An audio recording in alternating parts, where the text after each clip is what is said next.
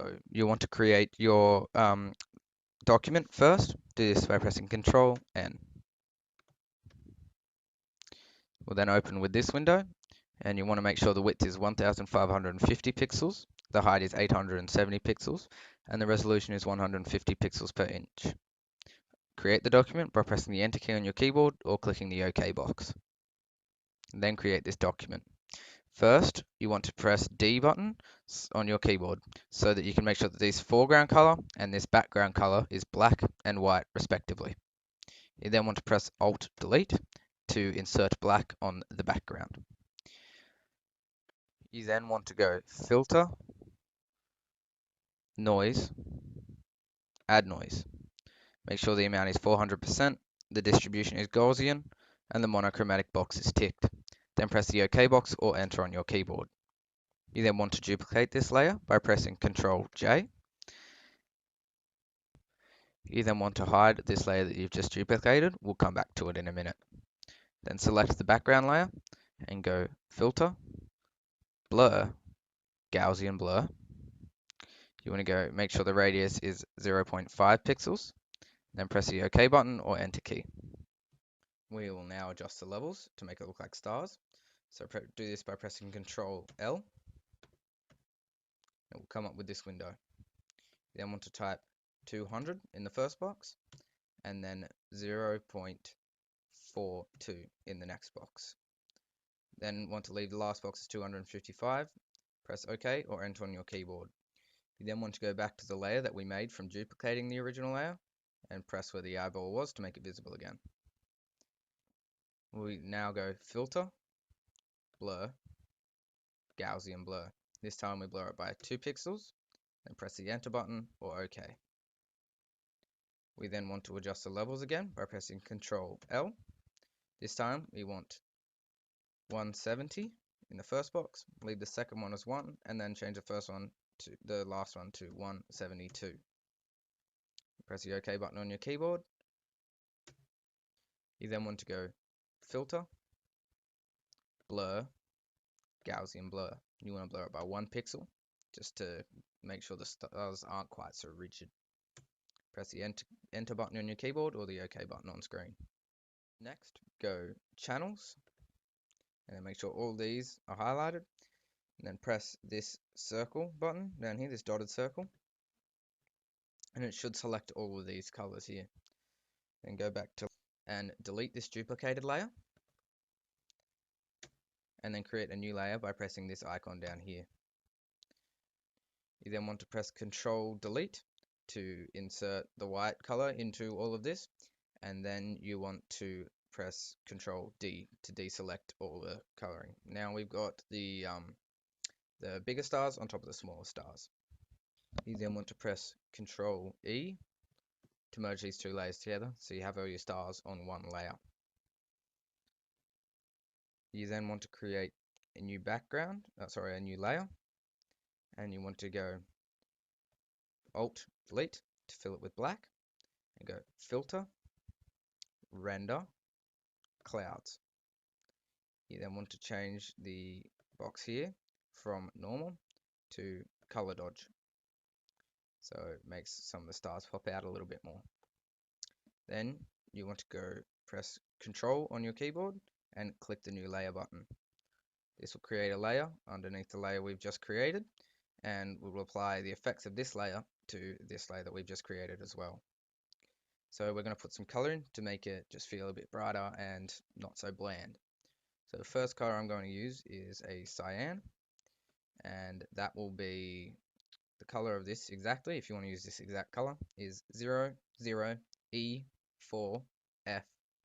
You do that by typing it in this box here, and it will give you the exact same color that I'm using. You then want to select the brush tool, right click, go size, change it up to 700 pixels. You can do that by using this slider, or just type 700 in this box here. You then want to set the hardness to 0%, and then click out here to deselect the box. Now you want to draw some of this in here, just put it in certain areas, just like this, and then you might want to swap to another color. So the next color I'll use will probably be a more of a purple. Down here, the color I am using is 6700B6. If you would like to use the same color, just type in the box here, same as before. Press the enter button or OK. Now you can decrease the size of this by pressing each of the square brackets, and you can just put it in places down here. Give it a bit more color, bring some up here a little bit. Next, we will add a planet. So to do this, you want a texture. It has to be a square texture, and you want to either use the one I've supplied in the description just below this video, or you will can find your own off the internet or have a go at creating your own texture. So do this by pressing Control O, and then you want to go to wherever you've got your texture saved in, because it will open your Windows Explorer file, and then you want to go to wherever it's saved, and then you want to select the texture and press enter. We'll open it in a new window just like this. You then want to click this tool here and make sure you right click on it. It should be a regular marquee tool unless you've used it before and changed it. You want it to be an elliptical marquee tool. So do this, then click from this corner here all the way down to here, this corner. It should create a circle. You then want to go Control J, and you can delete this background layer by clicking on it and then clicking on the trash can. So then you have this selected. You want to use the magic wand here. Again, right click and select the magic wand tool. Click on all the outsides, press shift to select them all, and then right click and go select inverse. You'll then have the sphere selected. You can then go filter, distort, and then you want to go spherize. You want to set it to 100% and then press the enter button. Should change it a little, but you want to do it again to make it more pronounced. So you do Control F to repeat the filter you just put on. See how it looks very spherized?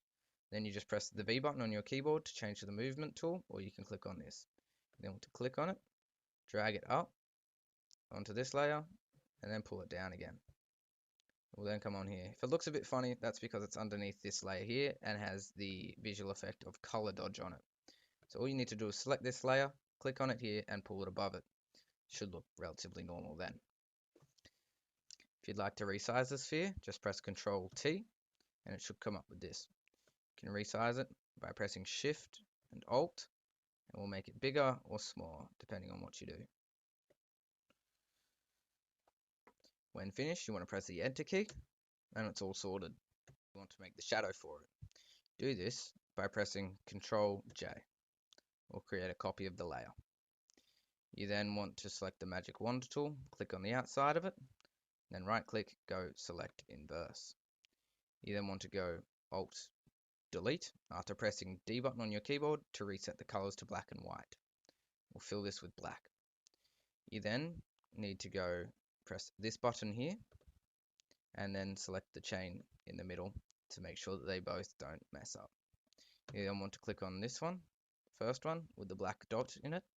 You want to press this button or V to select it, and you want to move it down a little just to create a shadow. This doesn't look very good, so you want to blur it a little by going Filter, Blur, Gaussian Blur.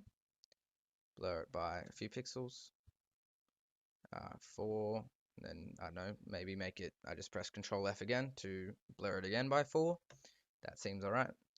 I then want to go opacity, maybe change it down to 70%. That looks alright, I'm happy with that. But the shadow's not big enough for me, so I'm going to go Control T and adjust the size of it, making sure I hold Shift and Alt at the same time. That looks a little bit better, like that. Now I want to press the Enter key, and I'm all good. Next, we're going back to the planet layer, and going to create it with a glow this time. So you want to double click on the thumbnail, and this will come up. First we'll do the inner glow. So then select a color. I'm going for more of a grey, a lighter grey. So I might go with this color. You want to copy this color by highlighting it and pressing Control C. And press OK, and then go to the outer glow. You want to click on this here, and then because we need the same color for the outer glow, we highlight this and then just go Control V. We'll select the exact same color that we had before. Press Enter. This effect will now allow us to make it look like there's a bright star just on the horizon of the planet. But first, we need to we need to click on the top one and then Shift and click all the way down on the bottom one. Then we want to go Control E and combine them all into one picture. Then we want to go Filter, Render, Lens Flare, and you want to move it just to the edge. And you don't want to put it on the shadowy side because that doesn't make sense because it's a shadow there. Looks a lot better, however, on this side just here. Now the flare I'm using in this is the lens flare I'm using in this 35mm prime with a brightness of 75%. So click on this and you change the brightness to 75. Press enter or OK. And I like that. I think it looks alright. However, if you want to change it, all you need to do is press Control Alt and Z and it will backspace it.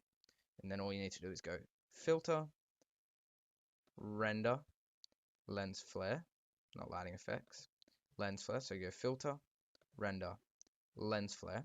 And all you do is just fiddle around between the lens types and the brightness. Alright, and it looks, changes how it looks. However, I like this brightness. I feel it suits the picture well. And so yeah, then that's it. You're all sorted. That's the end of how to make a nice space background. So there you go. Here are some other images that I've made using the same techniques.